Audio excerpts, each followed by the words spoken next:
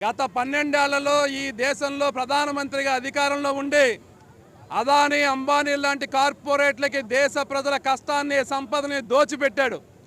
దాంతోపాటు దేశం మొత్తం శ్రమని పెద్ద ఎత్తున సంపదని సృష్టిస్తున్నటువంటి కార్మిక వర్గానికి రక్షణగా ఉన్న 29 కార్మిక చట్టాలను రద్దు చేసి కార్పొరేట్లకు అనుకూలమైన 4 లేబర్ కోడ్లను తీసుకొచ్చాడు.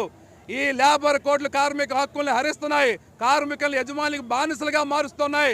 అందుకనే 4 లేబర్ కోడ్లు రద్దు చేయాలని ఈరోజు దేశవ్యాప్తంగా కార్మిక వర్గం మొత్తం పెద్ద ఎత్తున సమ్మె చేస్తూ ఉంది.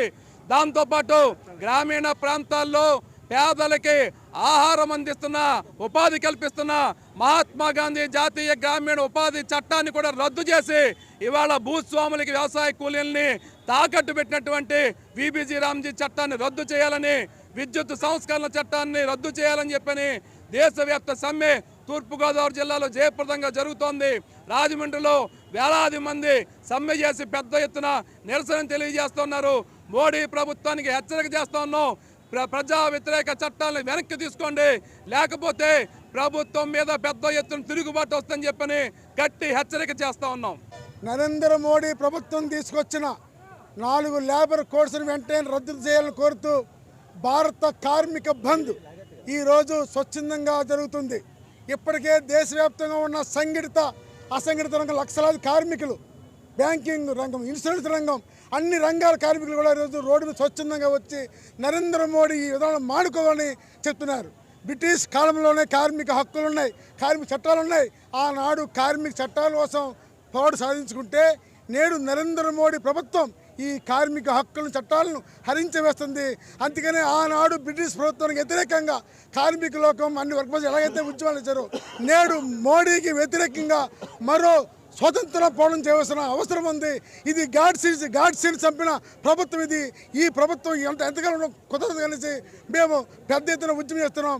ఎప్పటికైనా కార్మిక రైతు వ్యతిరేక విధానాలు మానుకోకపోతే మరింత ఉద్యమాన్ని తీవ్రతరం చేస్తామని సందర్భంగా తెలియజేస్తున్నాం.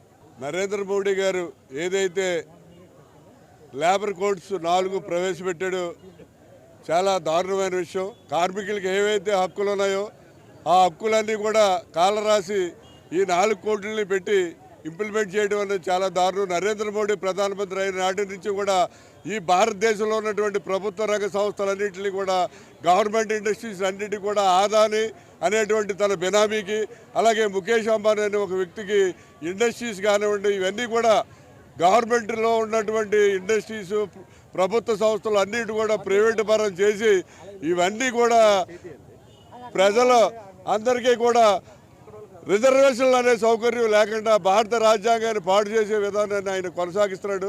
ఇదే విధానాన్ని కొనసాగించినట్లయితే భారతదేశంలో ప్రజలందరూ కూడా తిరగబడే పరిస్థితి వస్తుంది.